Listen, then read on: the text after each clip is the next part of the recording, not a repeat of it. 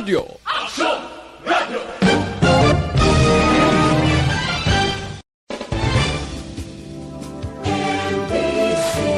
News Team.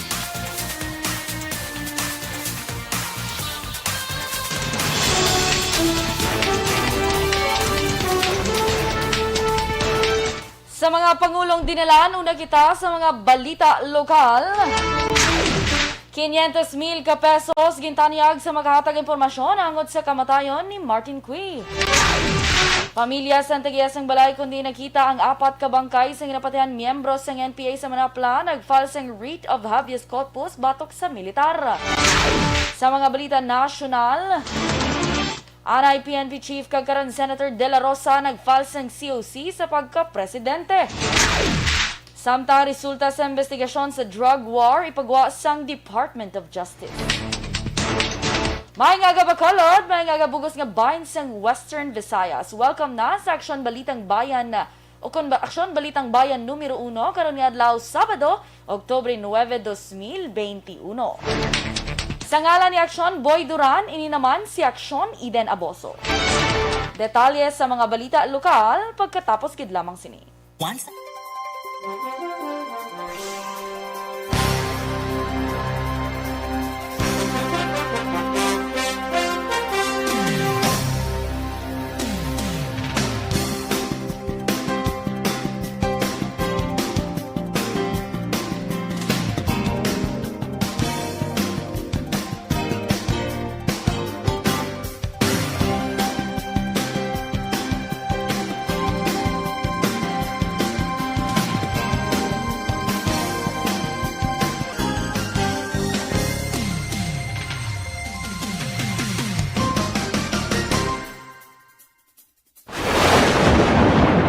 Ang elementary nga evacuation center na concern din baha man. Uy, kaya tinagaman apat kumansaka ang tubig. Actually, ko po ang tubig.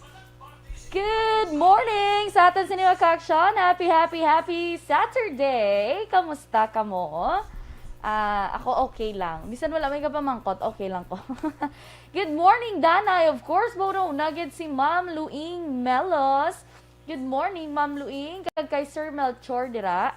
Kag of course, kay Teacher Romela Arevalo and Tito Shell and Excel dira sa may bago. Kay Martin Aliling, good morning man. And of course, Ray Barrioga dira sa DSB. Kag sa kay Dennis Richard Tibor Roma, presidente sang EFC. Happy Saturday everyone kuno halong kita tanan nga Saturday na Dennis, diin ka makadto ya. Are you going to the sea? Bo? Are you going to the sea? Ari na, Teacher Romela Arevalo. Good morning. Kag kay Ma'am Ana Sinoro, aga pa. Ma'am Ana Sinoro, nagatulog ka man?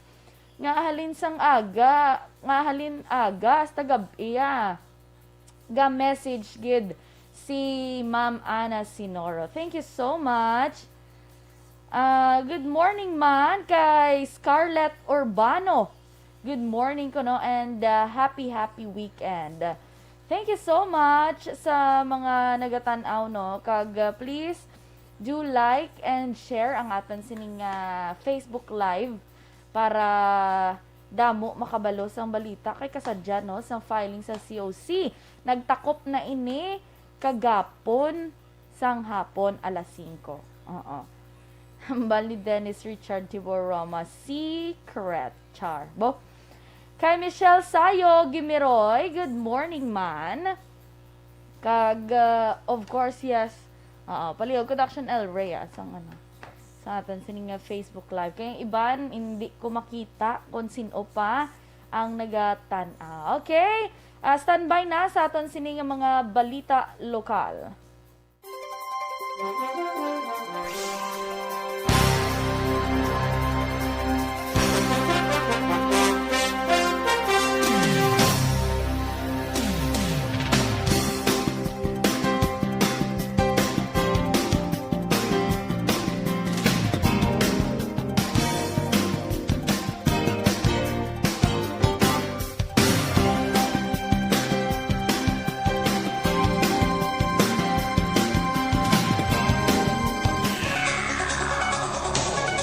Aksyon Radio Philippines, Standard Time, alas 6:04, detalye na sa mga balita lokal.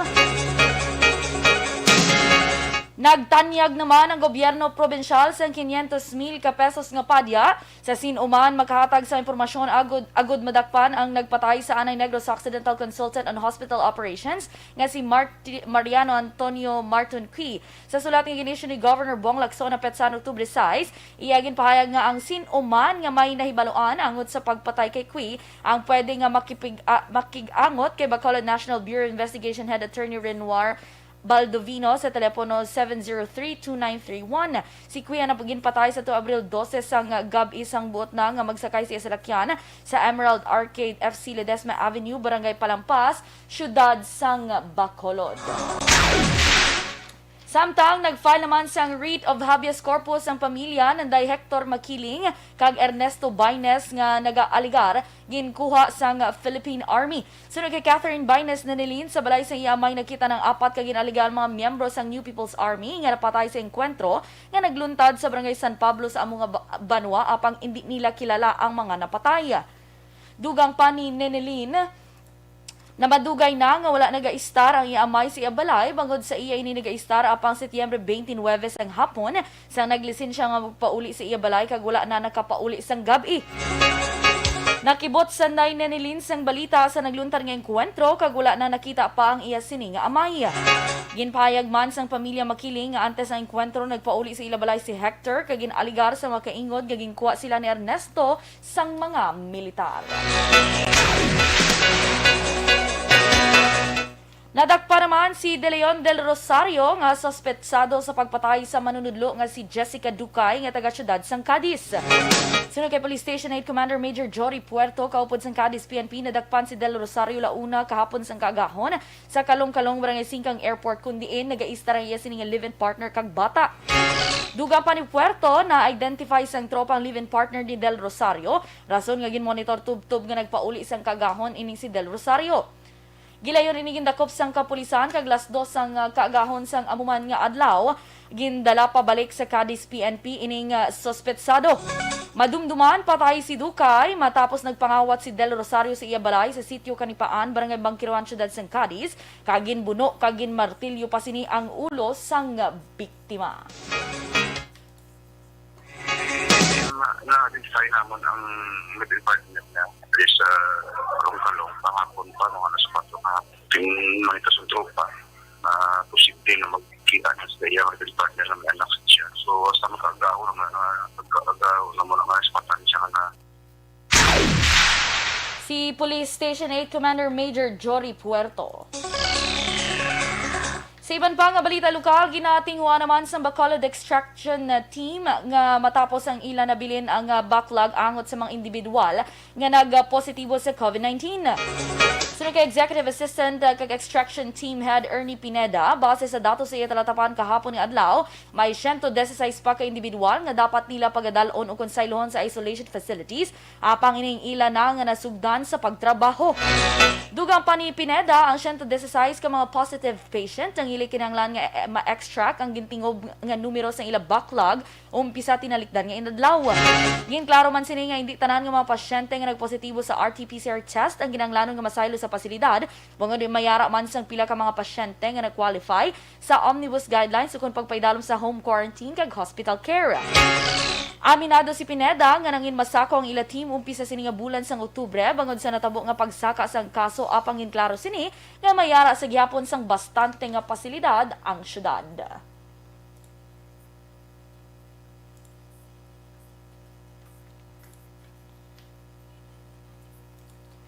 Samtang naglabot naman sa 134,939 ang kaso ng COVID-19 sa Western Visayas matapos nadugangan sang 511 kahapon nga adlaw.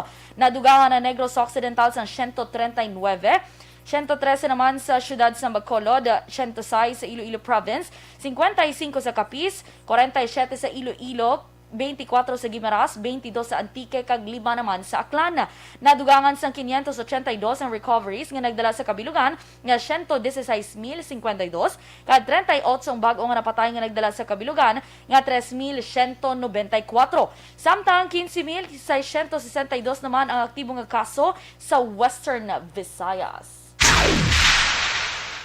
Samtang all set naman, uko na ginapreparahan sa karon sang Task Force Disiplina sa syudad sang Bacolod ang natala ng apag-resume sang COMELEC voters registration sa palabuton nga Lunes, Oktubre 11. Sino kay Task Force Action Officer Wilfredo Taba Jolingo, ginapaabot nila ang liwat nga pagdagsa sa mga individual nga luyag magparehistro ilabi na sa bahin sang mga mall.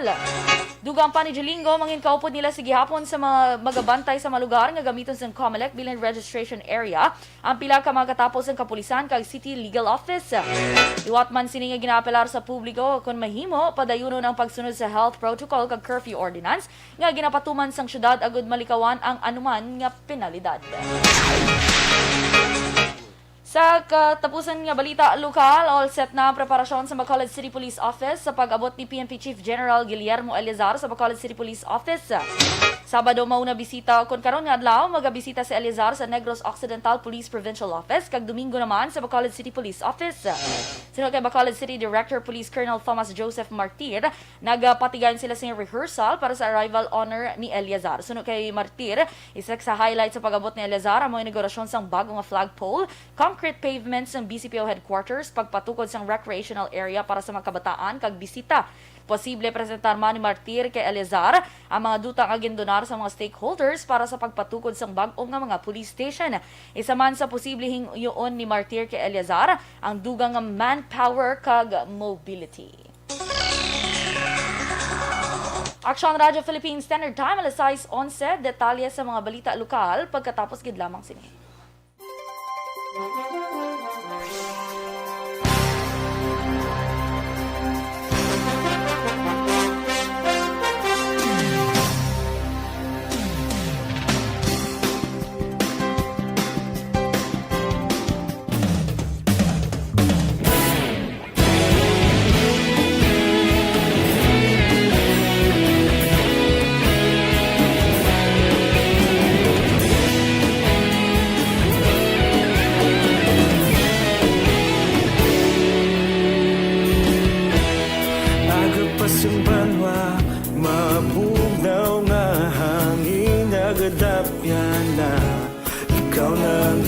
Pamatian namon ginasandigan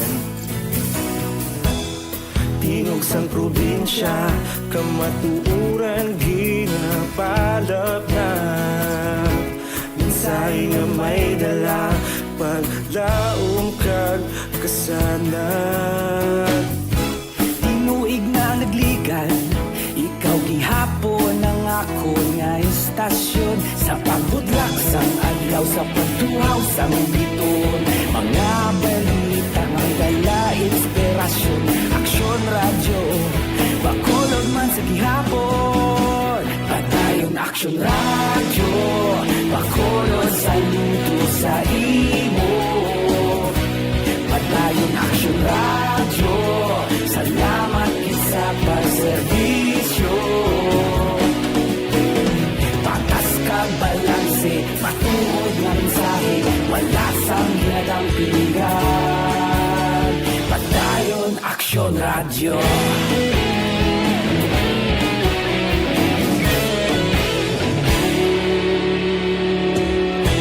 Bacolod nun kag Negros sanon Inyong pamatian Istasyon nga nagapalaplag sang kamatuuran Mabakod nga prinsipyo Reporter handa sa serbisyo Kahapon, karun kag sa gihapon Kita magapadayon Tinuig na nagligan Ikaw gihapon ang ako nga istasyon Sa pagbutlak sang adlaw Sa pagtuhaw sang biton Mga balita na may dala inspirasyon Aksyon radyo Bacolod man sa gihapon Padayon Padayon Aksyon Radyo, pakolon saludo sa imo. Padayon Aksyon Radyo, salamat kit sa pagserbisyo. Patas kag balanse, matuod na mensahe, wala sa ginadampigan. Padayon Aksyon Radyo. Una sa balita, una sa aksyon, sa Bacolod Aksyon Radio. Una sa balita, una sa aksyon, sa Bacolod Aksyon Radio. Ikaulog na na'y sagsang ang mga kahintangan. Responsable na pagbalita, pagdayon na italak na. Malasig pero sigurado, aksyon na may dalang at palangga.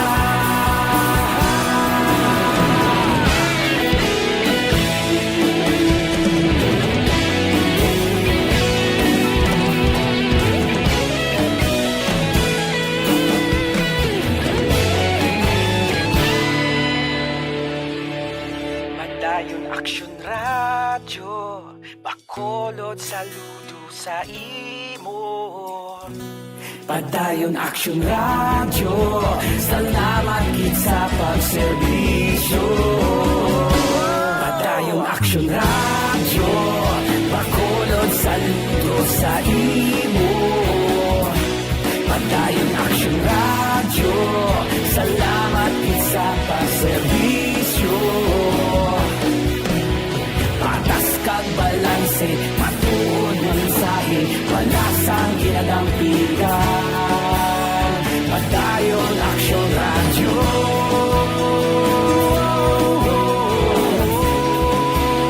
Padayon Aksyon Radyo.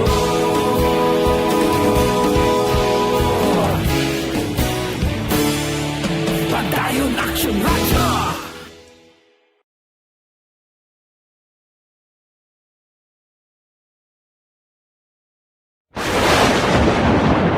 Ang elementary nga evacuation center na concerned in baha man. Uy. Kaya Kasi tumakami nga pinagaman-amat evacuation kumansaka ang tubig. Actually, ikaw po medyo mataas na ang tubig. So, ginaulat natin nga pasiwag nga ng traffic to or ng traffic dito sulod. Ang continuous rain ang isang good sa factor sa pagsaka sa sining tubig sa subong.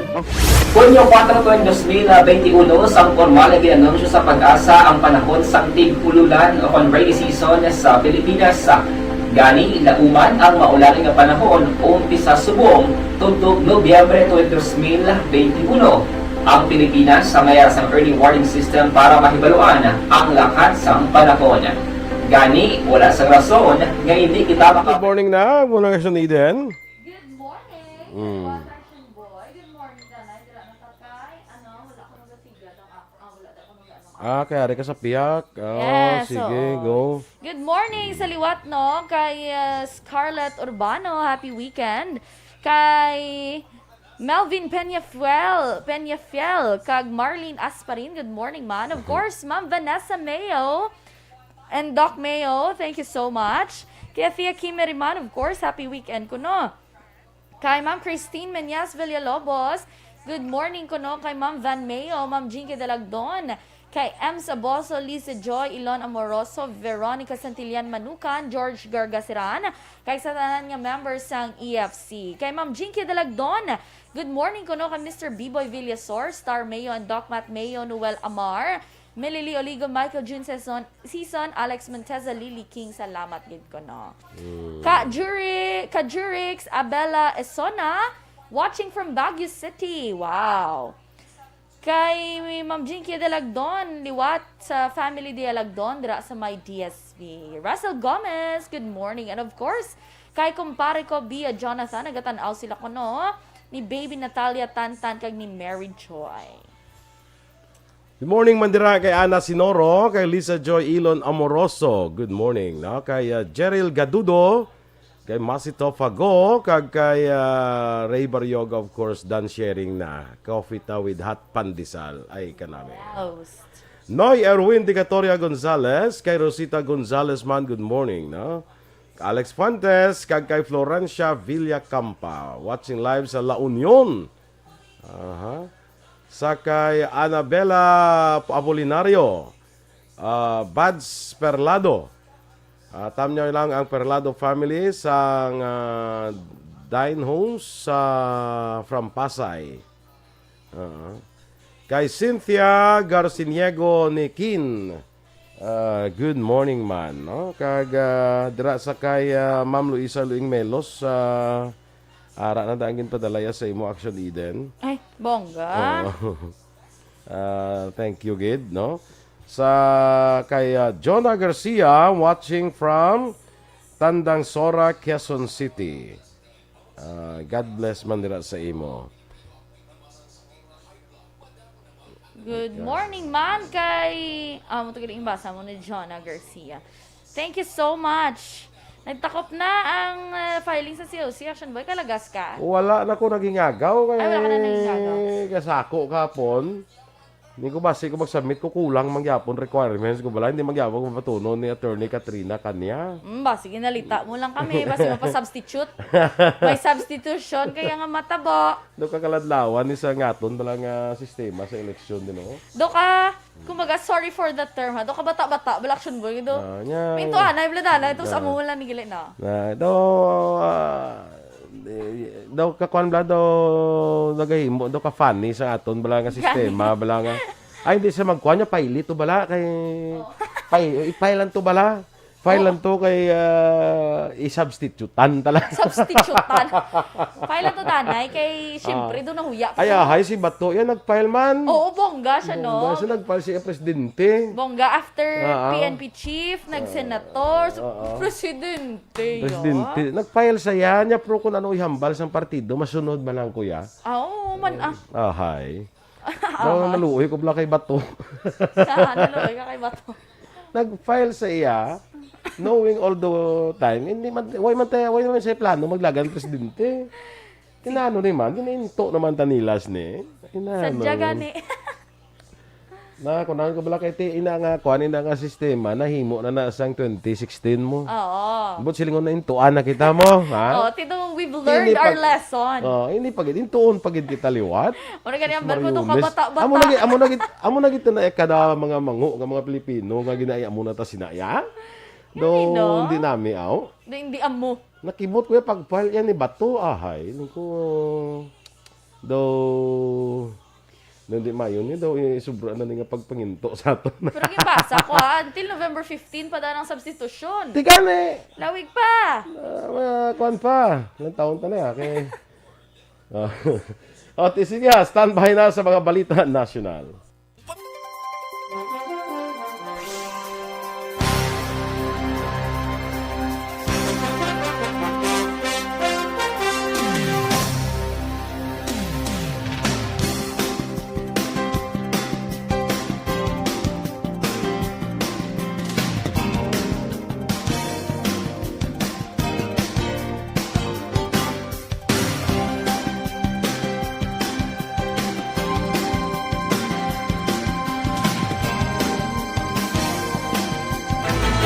Do not just throw away questions and statements. Kasma ng aton sining nga Facebook page pagiya sa Aksyon Radio. Ladies and gentlemen, this is Aksyon Radio Bacolod. Aksyon Radio Bacolod #1.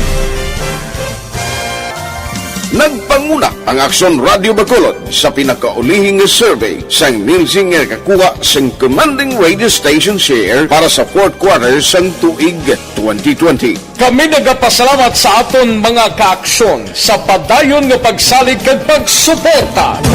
DYEZ Aksyon Radio Bacolod #1 with 40.10% radio station share. #2 Bombo Radio 38.70%. #3 RMN Bacolod 14.50%. Aksyon Radio Bacolod #1. During this crisis, the result of the survey proves that Aksyon Radio Bacolod serves the public best and will continue to give you the best broadcasting activities. Madamo nga salamat mga kaaksyon for making us #1. Aksyon Radio Bacolod #1. Don't not just throw away questions and statements. Kasma ng aton sining Facebook page pagiya sa Aksyon Radio Bacolod. Ladies and gentlemen, this is Aksyon Radio Bacolod. Aksyon Radio Bacolod number 1. Nagpanguna ang Aksyon Radio Bacolod sa pinakaulihing survey sang Nilsing nga kakuha sang commanding radio station share para sa fourth quarter sang tuig 2020. Kami Bayan, numero 1.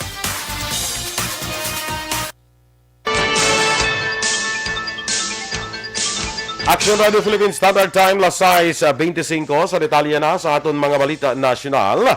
May opisyal na nga kandidato sa pagkapresidente ang PDP laban nga partido sa idalom sang paksyon ni Energy Secretary Alfonso Cuse. Kahapon nga adlaw sa nag-file sa Certificate of Candidacy si Senator Ronald De La Rosa sa pagpapili presidente sa 2022 nga eleksyon sa idalom sang paksyon ni Cuse. Maging running mate ni De La Rosa mo si Senator Christopher Bongo nga nauna nga nag-file sa pagka-vice presidente. Nag-file man si Certificate of Candidacy sa pagka-vice presidente sa Senator Francis Kiko Pangilinan kahapon sang aga Biyernes. Ginupdan si Pangilinan sa running mate nga si Vice President Robredo nga magapapili naman sa pagka-presidente sa diin una nga nag-file sa tong Webes sa Sofitel Philippine Plaza sa Pasay City. Si Pangilinan ang presidente sa Liberal Party sa diin, chairman dire si Robredo. Ginhimo na nga formal ni Senadora Leila de Lima ay aliwat nga pagpapili sa pagka-senador sa 2022 elections. Pagi si abogado kay spokesperson nga si Attorney Dino De Leon na sumeter ni De Lima ang iya Certificate of Candidacy sa Harbor Garden Tent sa Sofitel Hotel pasado las 10 kahapon sang aga. Magapapili sa liwat si De Lima sa idalom sang Liberal Party. Sagwa naman sa Senado, pila ka metrong kalayon gikan sa Sofitel, nagtipon-tipon ng mga abyan kay taga-suporta sang senadora. Madamo sa ila ang matiglawas gikan sa women kag youth groups. Ipagawa naman sa Department of Justice ang resulta sa investigasyon may kaangtanan sa pagpamatay sa drug war. Ginhimo ni Justice Secretary Minardo Guevara ang pahayag kasunod sa panawagan ni United Nations High Commissioner for Human Rights Michelle Bachelet nga kinahanglan ipagawa sa gobyerno ang resulta. Suno kay Guevara, wala sa intensyon ng gobyerno nga tuguon ang resulta tungod kinahanglan ini mahibaluan sa publiko. Samtang ginpahiwala naman ni Presidential Spokesman Harry Roque ang aligasyon nga ginpamulitikahan ang ginlunsan nga COVID-19 vaccination hub sa siyudad sang Valenzuela matapos sinigin laragway ang administration bets sa event bilang palabuton nga senador kag vice presidente. Suno kay Roque, ang natabo mo nga isa lamang ang proklamado nga kandidato kag kunlang taon hindi ini makabig nga campaign rally. Una diri sa among nga event, ginpakilala ni Roque si Senator Bongo bilang suod niya ang abyan kag mangin masunod nga vice presidente. Ginpahayag man ni Roque nga si Anay DPWH Secretary Mark Villar ang mahimo mangin senador.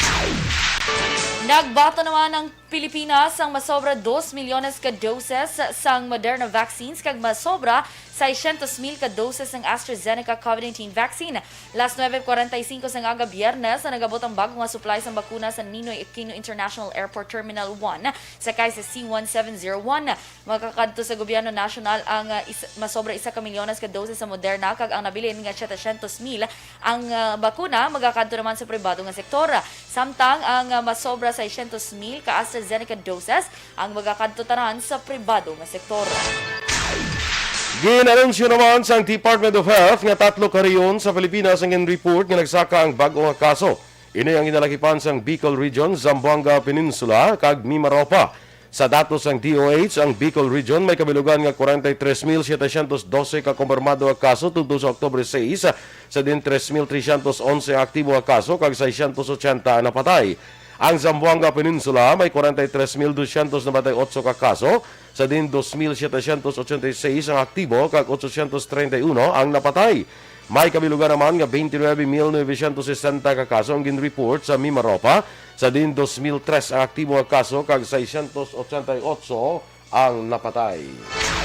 Sa katapusan nga balita national na nagbilin sa masobra 31 milyones ka pesos nga kalitan sa agrikultura and tropical depression na Lani. Sa records ng Department of Agriculture, 1953 ka nagtanom sa humay ang apektuhan ang pananom nga naglabot sa 1,377 metrika tonelado nga kabirdehan kag 2,084 ka ektarya sa agriculture area sa Western Visayas ang naapektuhan. Sa karon pa ang assessment sa kalitan kag kabirdehan nga nagdulot naman sa bagyo kunadulot sang bagyo sa agri-fishery sector. Inyo ginpamatian ang aton mga balita diri sa Aksyon, Balitang Bayan Numero 1. Dira sa may Sunrise Cafe balada sa may Rosario Heights Subdivision. Good morning dira. Rudy Gonzales kag sa nagapangapi dira mayong aga. Kag sa Western Electronics dira sa may Carinderia. Good morning, ma'am. Standby na sa Aksyon report, second portion of Aksyon Fred Salanga. Balikay kita sa aton mga balita sa Aksyon Balita Morning Edition. Upod gyapon sa inyong news team. Aksyon Eden Aboso. Kag Aksyon Boy Duran, una sa balita, una sa aksyon. Sa Bacolod Aksyon Radio. Aksyon Radio.